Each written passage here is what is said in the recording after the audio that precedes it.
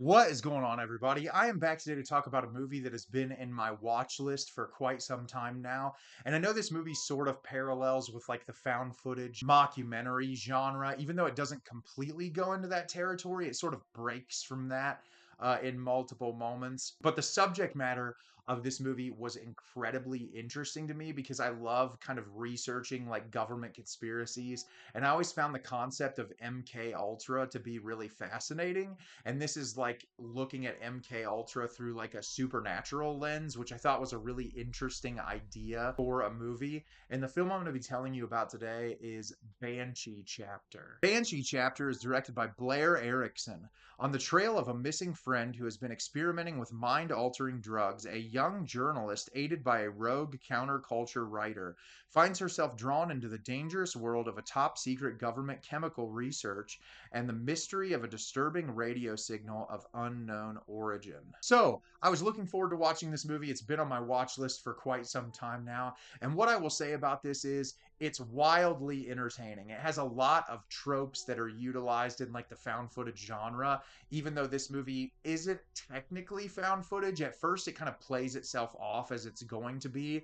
but once we get into the actual story, it doesn't really follow that logic, even though everything's shot handheld, which can get kind of confusing early on. But regardless, I think the movie is really interesting, and what makes the movie work so incredibly well is like the lore and the world building that it's trying to create. And I think that's the most successful element of the movie as a whole, and I'm excited to tell you a little bit about it today. At the beginning of the movie, we are introduced to Anna, who is a journalist that is on the hunt to find her missing boyfriend James, who was doing these experiments surrounding this drug, DMT, that was used through these government programs and experiments that most of you out there know as MK Ultra. And throughout these things, that it was said that this drug would be injected into the people doing the experiments, and that it would cause them to hallucinate, to see things, and drive people to madness. And he ends up taking the drugs. We see early on through some camera footage that him and his buddy shot. They start hearing these noises through the radio. They start hearing things, and he's like, they're here, they're outside, they're going to get me. And something happens to where he disappears and she can't find him. And so she's using her knowledge as a journalist to try to hunt him down. Well, throughout her exploring all of the stuff surrounding MK Ultra and everything happening with this drug being distributed, she learns about an author by the name of Thomas Blackburn, who he's kind of well renowned for, he's always kind of drugged out of his mind and acting kind of unnatural, but he's familiar with this in one way or another. And she thinks being able to hunt him down might help her track down her missing boyfriend. And so she eventually comes into contact with him, and the two of them start spending time together to try to hunt him down. And the entire film is the series of events that happen after these two characters come into contact. So, like I said, I think this movie is wildly entertaining, and there are a multitude of reasons for that. For starters, I really enjoyed all the performances in this movie. I think they all come across as incredibly natural, and they all fill the roles pretty well. Whenever you're making a movie like this, you have to suspend the audience's disbelief. And there were some people that I saw in the comments were upset that Ted Levine was one of the main characters, but like for me, I was able to kind of like put that in the back of my brain and still enjoy the experience because of just how interesting the subject matter of the movie was. Secondly, my favorite part of this movie is really the way that it kind of dives into this lore and the way that the filmmakers utilize that. I love the way that the director uses sound in this movie. The cue in of like the old radio static, and then like hearing these people just recite these numbers and these different series of phrases. It's really easy to sort of become hypnotized by the movie and just kind of suck yourself in a way that's like really uncomfortable. I just kept wondering what was around the corner, what was going to happen next. And so much of that is attributed to the incredible sound design of the movie and the way that information is given to you. There's a lot of cut in of like footage of the actual MK Ultra experiments that were being conducted on these random patients, and a lot of those scenes are some of the most horrifying in the entire movie because of how they're framed.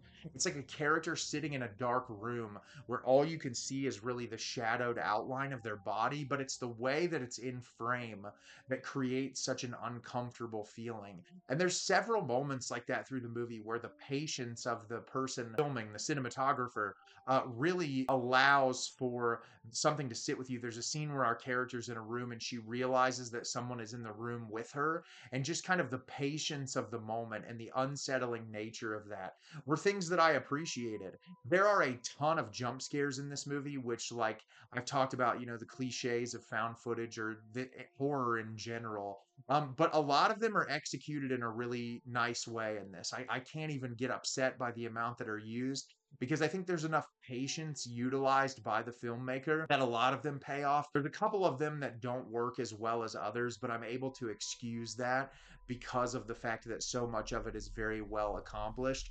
And I like that we get a lot of information about it, but not necessarily everything. It's not like each and every element of what was going on is completely and totally spelled out to you. But there's enough here that is explained to you that creates a very immersive and engaging environment, which is the thing about this movie that I appreciated the most. Is it is incredibly immersive, like such great atmosphere from the director here, that there wasn't a single moment that I wasn't completely and totally engaged in what I was watching. Like I said, it does fall into some tropes. There are some moments that feel a little bit repetitive that I feel like could have been changed, or they could have done something new to kind of like spice up the movie in a particular moment. Like, it's an hour and 30-minute runtime, and there's a couple of moments that I felt like it was a little bit bloated.